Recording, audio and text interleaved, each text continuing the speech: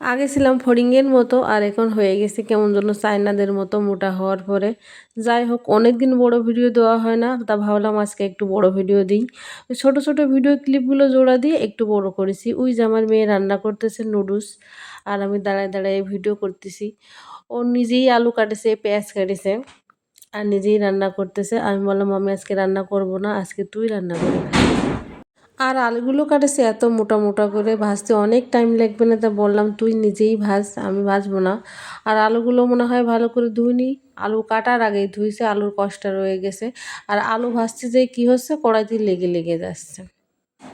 আর ওই ছোট্ট ছুরিটা দিয়ে আবার আলুগুলো আবার ছোট ছোট করলো। যাই হোক, বেশি করিনি। তারপরে এই যে চুলো দিয়ে দিল। আর নুডলস মানে ছোট ছোট 2 প্যাকেট নুডলস অল্প একটু হয়ে যায়, আলু দেশে এক গাদা। যাই হোক, বাচ্চারা খাবে তো আলুটাই বেশি পছন্দ করে নুডলসের থেকে। আর এই যে ওই তেলের মধ্যে দিয়ে বলছে আমি দিয়ে ছুটে দৌড়াই। তা আমি বললাম তেল এখনও গরম হয়নি, দে, সমস্যা নেই। তারপরে যে সব দিয়ে তারপরে ও নিজেই রান্না করতেছিল, আর এদিকে আমি ভিডিও করতেছিলাম। আসলে মনটা ভালো নেই, মনটা ভালো না থাকলে আসলে কোনো কিছুই করতে ভালো লাগে না। মানে ভিডিও করতেও ইদানিং ইচ্ছা করে না, মোবাইল দেখতেও ইচ্ছা করে না, কোনো কিছু করতে ইচ্ছা করে না। আসলে মন ভালো না থাকলে এক কথায় মানে কোনো কিছুই ভালো লাগে না। আমার হয়েছে সেইটা। তারপর দিয়ে দিয়েছে 2টো ডিম। ওরে বাবারে, এমন ঘুটা ঘুটা ঘুটা, মানে ঘুরতে ঘুরতে একদম পুরো ডিম মনে হয় ঘন্ট হয়ে গেছে, মানে এত ঘুরতিছে।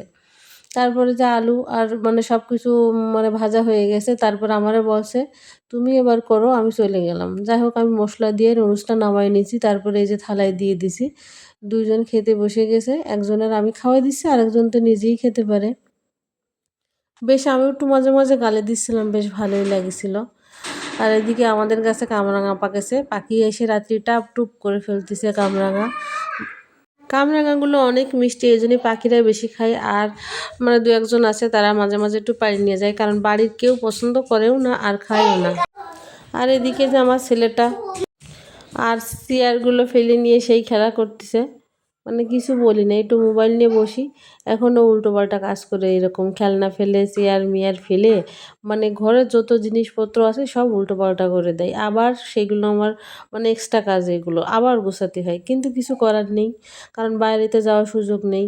আর এদিকে এই যে পাশের বাড়ির এই যে মানে কাকাদের গরু আছে, ও গরু খুব পছন্দ, ও গরুর সাথে যে এরকম কথা বলে খেলা করে, ভালোই লাগে। মানে ভয় পাচ্ছে গায়ে হাত দিতে, কিন্তু তারপরেও হাত দেবে ও।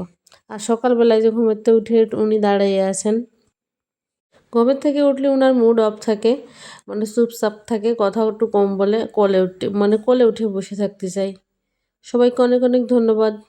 Bye bye.